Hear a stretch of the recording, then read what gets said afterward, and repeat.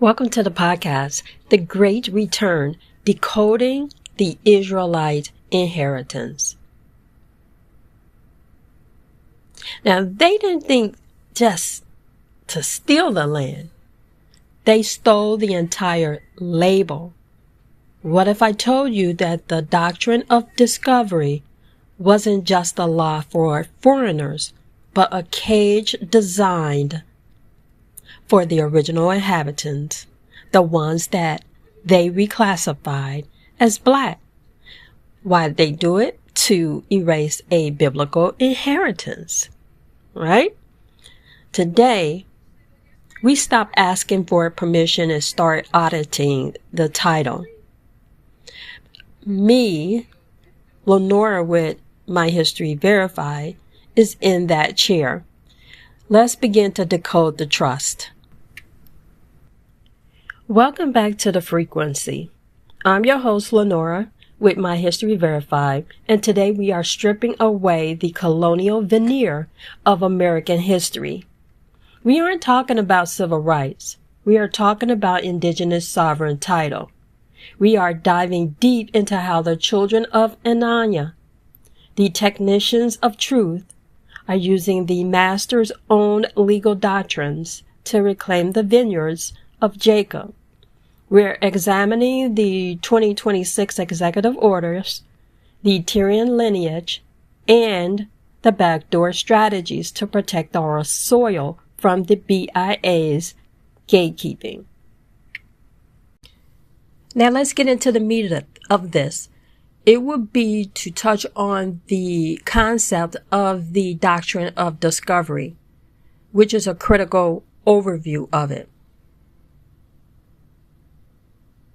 The Doctrine of Discovery is a framework of public international law and religious ethic that emerged during the 15th century, which is the age of discovery, to justify the seizure of non-Christian lands by European monarchs. 1. Theological and legal origins, which is the papal bulls. It means that the doctrine's foundation lies in a series of decrees from the Catholic Church, most notably Dom Diversis, which is of the 1452, and Inter Caetera 1493. These authorized Christian explorers to invade, search out, capture, vanquish, and subdue non-Christian peoples and claim their property. Terra nullius, a core concept meaning nobody's land. It was used to classify inhabited land as vacant if the inhabitants were not Christian, thereby making it available for European claim. So if somebody wasn't already here, how could they be claiming it? If they wasn't of this land, how could they today say that they are the people of here when they weren't the original people that were being booted off the land? Next is the ethnocentric superiority.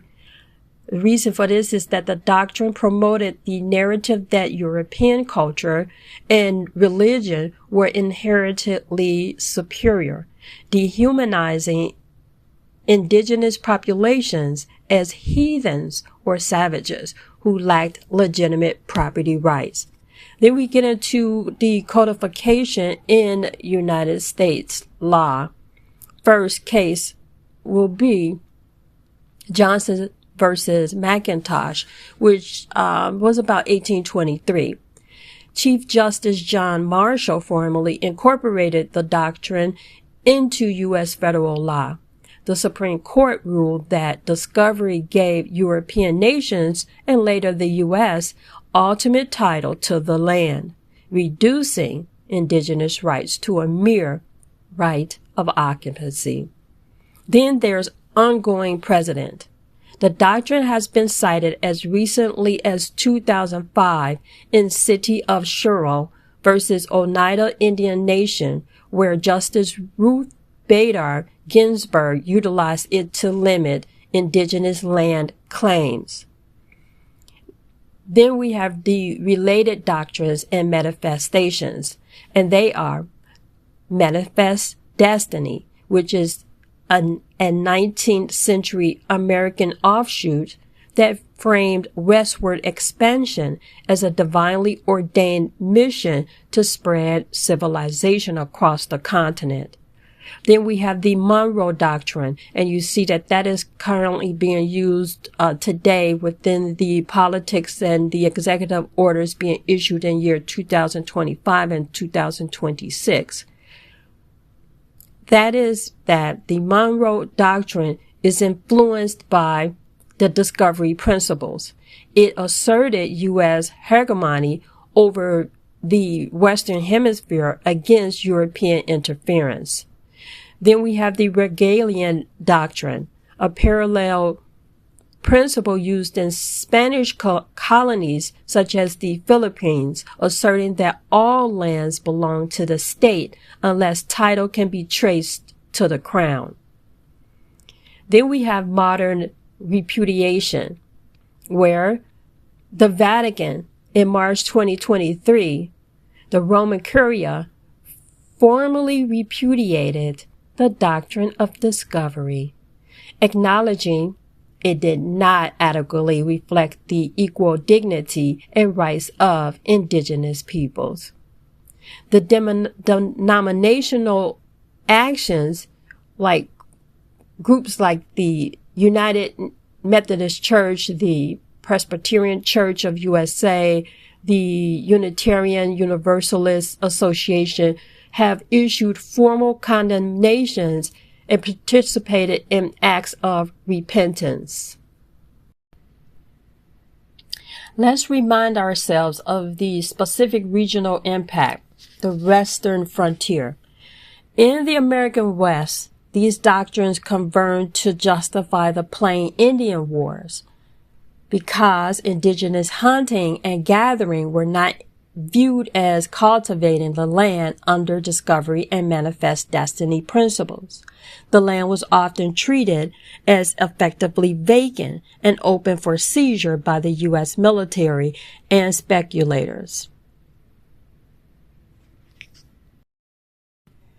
I promise you that there is a method to the madness after I gather all of this research together.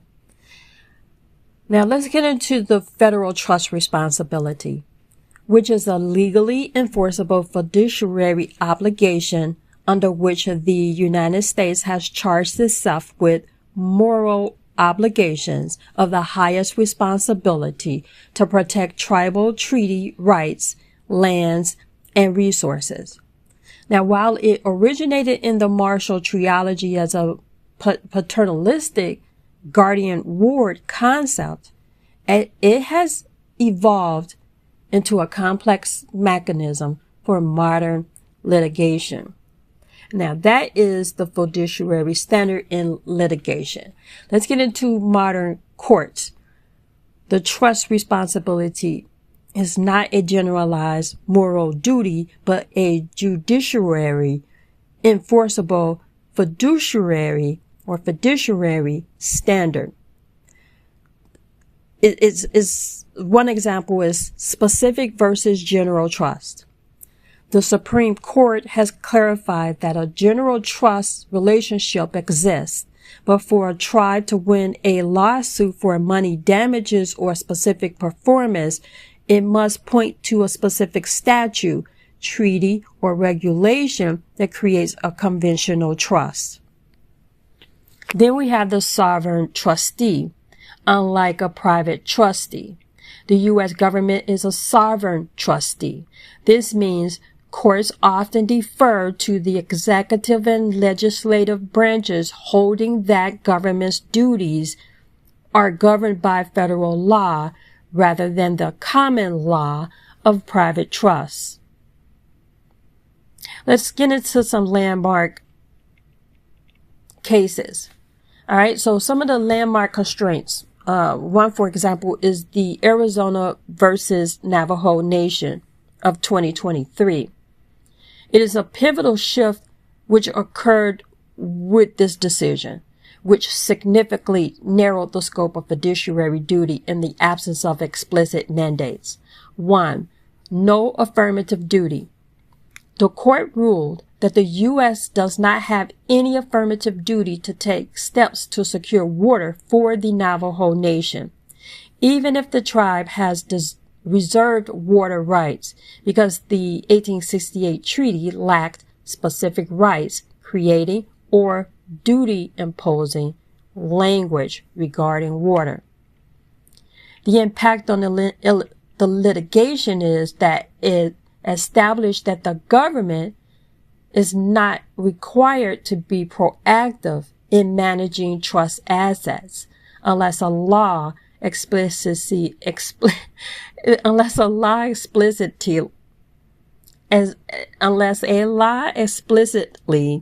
says so.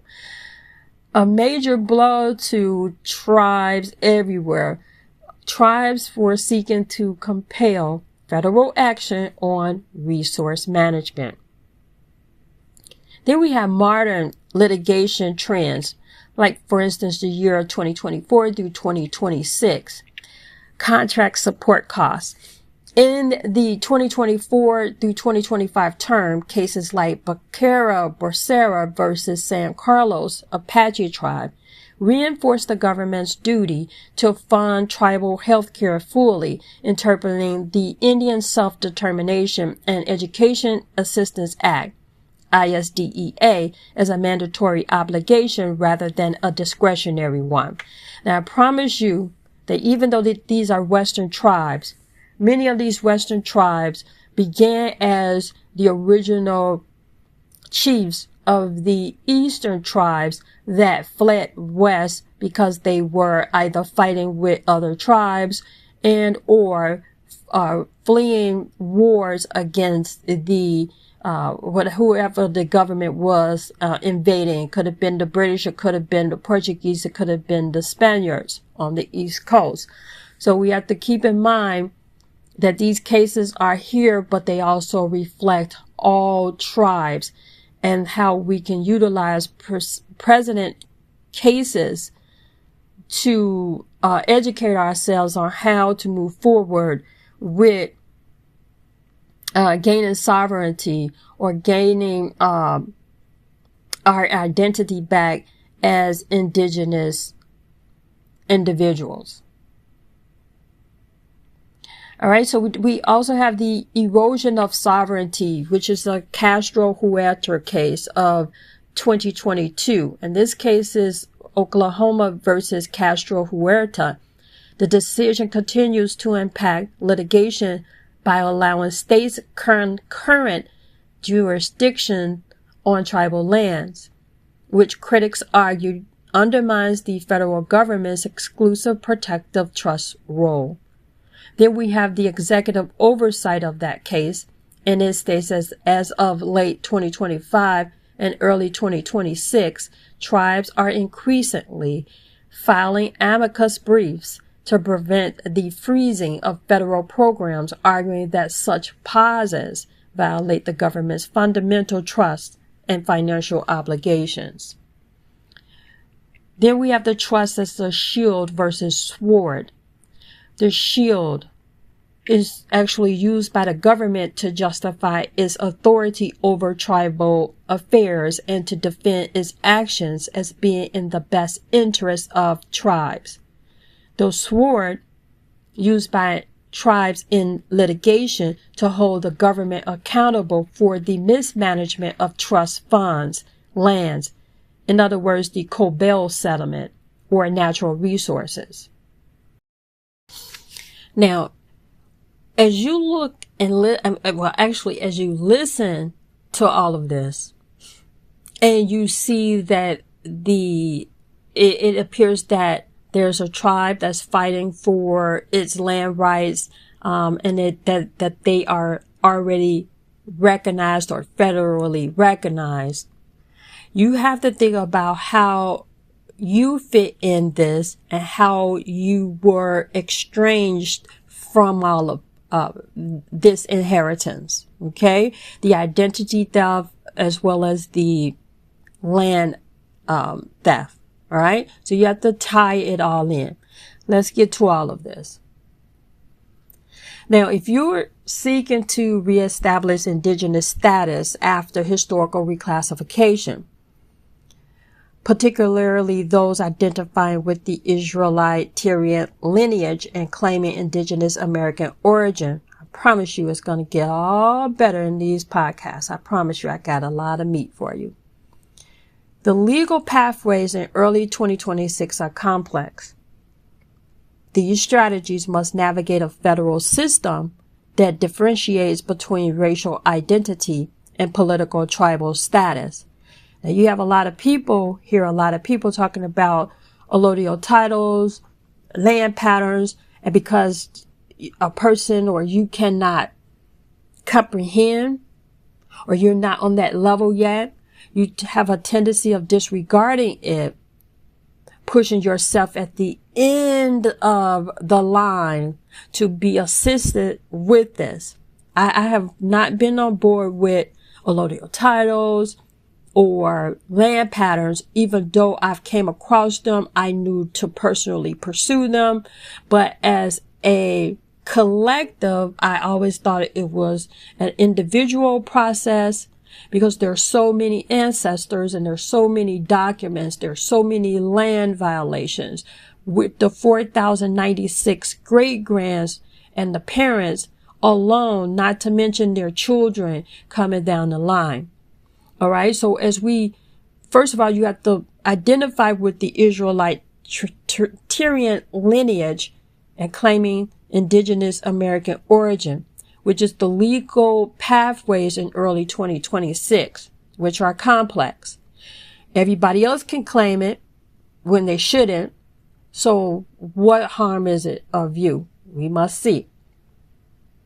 Now, there are some strategies that we must navigate within the federal system that differentiates between what we call racial identity and political tribal status. Let's get into that. We have what we call the genealogical and lineal reconstruction.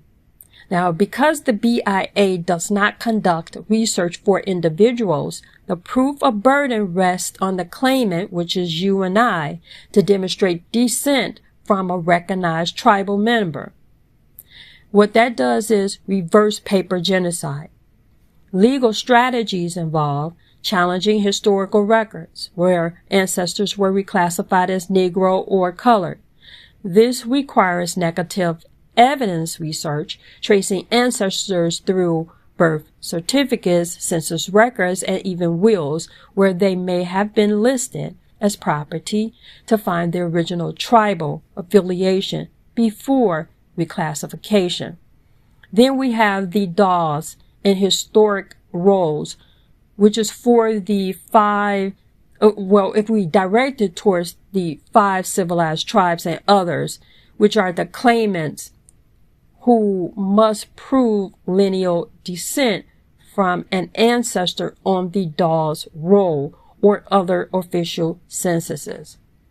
Then we have the DNA evidence is legal limit, biological versus political.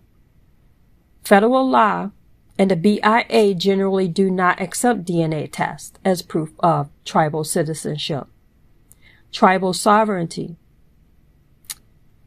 Individual tribes set their own membership criteria. Some may use DNA as a secondary tool to establish biological relation to an existing member, but it cannot override the lack of a paper trail to a historical role. Then we have the constitutional challenges, race versus political status. Modern litigation is increasingly focused on whether indigenous is a racial or political category. Let's start with the equal protection challenges. Recent cases argue that laws benefiting only Indians are a racial classification subject to strict scrutiny under the 14th Amendment. A case called Rice versus Cayetano is precedent. It states that in the year 2000, that the Supreme Court often cited by those challenging ancestry-based rights, as is ruled that using ancestry as a proxy for race in voting is unconstitutional. Now, reclaiming identity, reclaiming Israelite identity. For those identifying as the biblical tribe of Jacob, no current federal status recognizes this specific theological identity for a land title. A potential, though untested, constitutional strategy would involve First Amendment free exercise, combined with what? Self-identification rights under what? The UN Declaration on the Rights of Indigenous Peoples, asserting that state reclassification violated their religious and cultural continuity. Then we get into the impact of 2026 executive orders. Remember the Executive Order 14210, which was the workforce efficiency? This order prioritizes streamlining federal processes, which may inadvertently fast-track the denial of complex recognition petitions that lack standard documentation. I want you to pay attention to that. That means that your paperwork has to be on point. And even if it isn't totally, and you're giving all the best that you can with the information on those documents, submit them. Let them tell you what's wrong.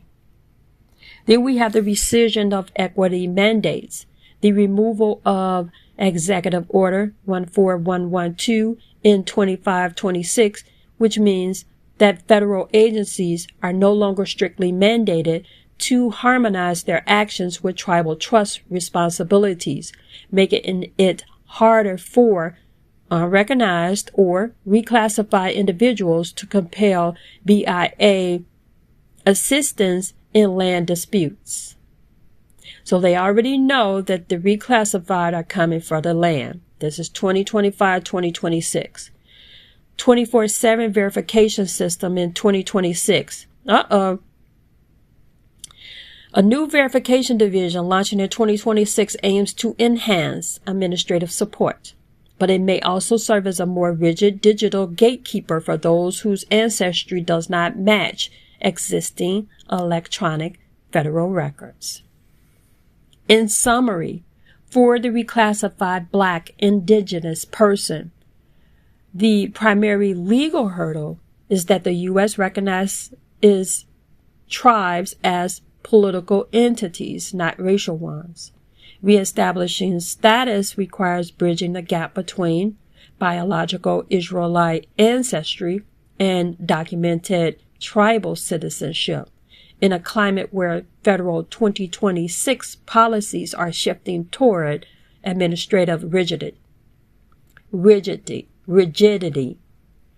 All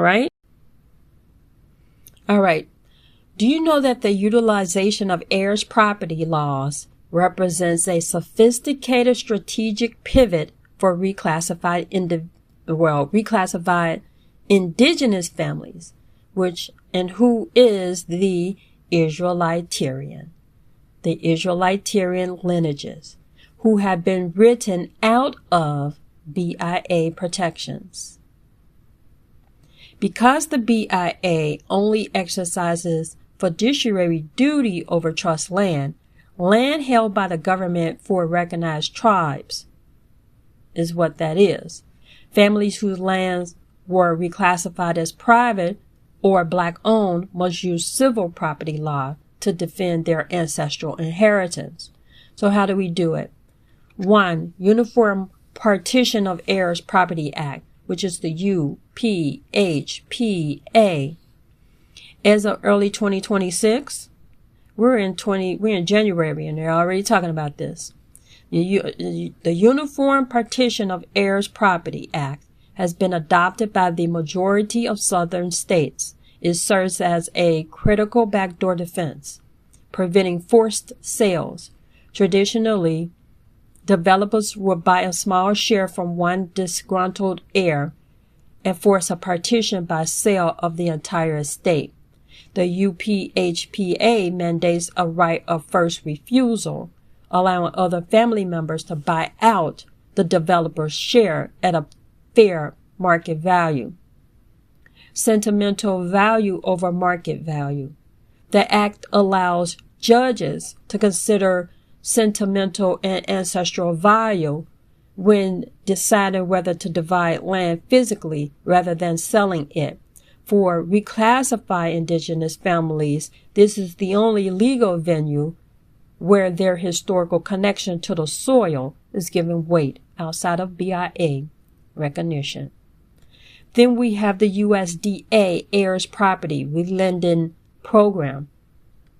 Now, if you live on a farm and your family owns farm or the resources own it, you would know that the fiduciary rights would be not only the land and or the house on it, but all agriculture that grows on it, growing up into the air and going to where the actual airplanes are able to touch it. That means airbound. Fiduciary is, I can't remember if it's infinity or not. Don't quote me on it.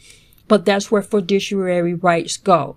So when we're adding the fiduciary rights to land, and we're talking about returning land or getting land back, you have to understand that you're entitled to whatever that land produced yearly. So if someone takes that land over and they tell the government that they grew $1 million worth of oranges on the land,